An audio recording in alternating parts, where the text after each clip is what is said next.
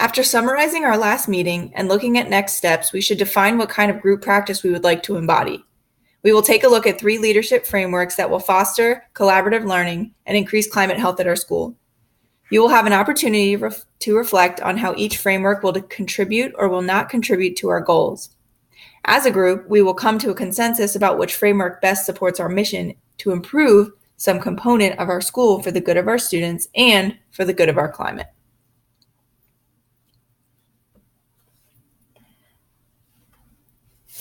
To review what we determined as important in our last meeting, I will go through some of our drawn conclusions.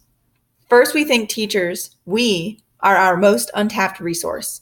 We also agree that students have that potential, but we need some teacher leadership before we can begin to tap into student leadership. We would love to give students the opportunity to learn C5W skills before they graduate. This will have to be taught explicitly. Additionally, we are disappointed in the fact that collaboration does not happen as much as it should. Finally, we acknowledge the value of reflection and would like to provide time for teachers to verbally process and reflect on their practices regularly. Now we will dig into the 3 collaborative leadership frameworks. One emerging framework includes Community of Practice, or COP. When it comes to defining COPs, I cannot say it better than Etienne Wenger and William Snyder did in 2000. They define COPs as groups of people informally bound together by shared expertise and passion for a joint enterprise. Time and again, Wenger and Snyder observe COPs enact change in organizations, drive strategy, and start new lines of business. Unfortunately, COPs are way more prevalent in corporate businesses than in education. It's a shame, because with a COP structure, small numbers of passionate people in a larger organization can energize a community, solve problems quickly, transfer best practices, which the teaching profession desperately needs. Take a moment to reflect about how this framework supports our goals. Also feel free to reflect upon how this framework may not support one or more of our goals. We will discuss this after we examine all 3 of the frameworks. The next leadership framework is known as a Professional Learning Community, or PLC. Despite the overuse of this acronym as a flippant reference to obligatory meetings, a true PLC is a valuable way to collaborate with teachers of similar content. Conversations about teaching revolve around best practices. PLCs center around continually analyzing data and student and teacher progress. PLCs can address intervention strategies for struggling learners and address ways to engage and extend those learners who can pick things up in one iteration. I wanted to provide a little background information on the history of teacher collaboration. In the 1980s, education was moving away from what Shirley Hord describes as egg crate schools. What she meant by this was that teachers typically worked in classrooms with no communication with other adults. Teachers in the 80s were starting to scratch the surface of professional collaboration. Schools made significant efforts to allow this to happen. The teachers in these professional communities were able to work on managerial issues. Accomplishing these tasks collaboratively led to a more organized and in sync feeling among staff. These meetings evolved as teachers shared successes and failures. Districts began to see the value in encouraging teachers to collaborate. A huge perk is that learning is incremental, ongoing, and job embedded. Student achievement increases due to teacher growth. Again, let's take time to reflect on how this framework supports or does not support one or more of our goals.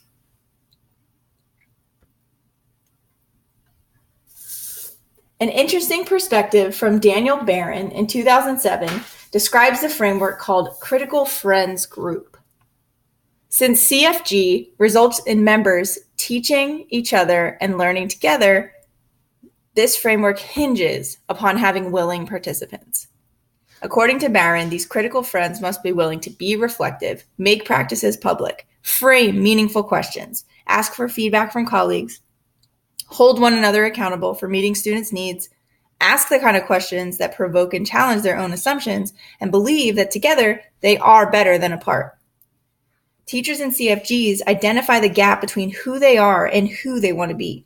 Teachers can work explicitly together to fill that gap and grow together for the good of their students and school climate. Although this is the most emotionally risky form of collaboration, sometimes only tension breeds change.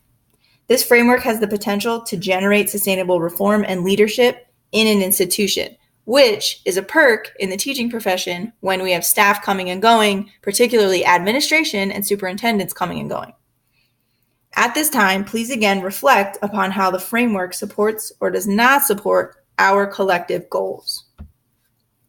The next slides detail my own reflections on how the frameworks support our goals.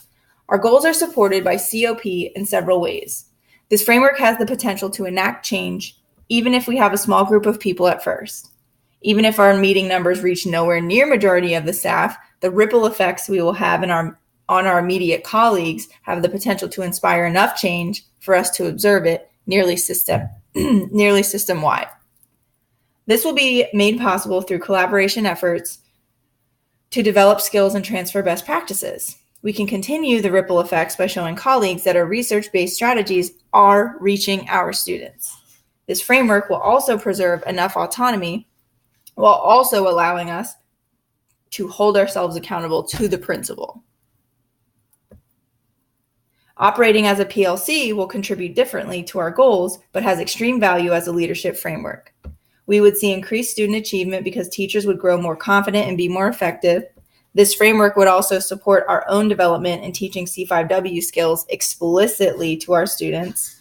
We could share ideas and maintain consistency in implementation through using a PLC. Ultimately, this framework would increase collaboration at BPHS, which we all agree we want and need. A critical friends group will contribute greatly to our goals. We would experience individual teacher growth. We would be able to remain an informal group of teachers because formalizing the group may not achieve desired improvement. Our collective desire to open doors, observe each other, and collaborate will be fostered by this framework, which encourages in-depth questions and conversations in a safe environment. We also would preserve freedom of discussion topics with the Critical Friends framework. At this point, let's stop and reflect. Which framework do you think fits us best and why? We will write our thoughts and push ourselves a little bit with a sharing activity.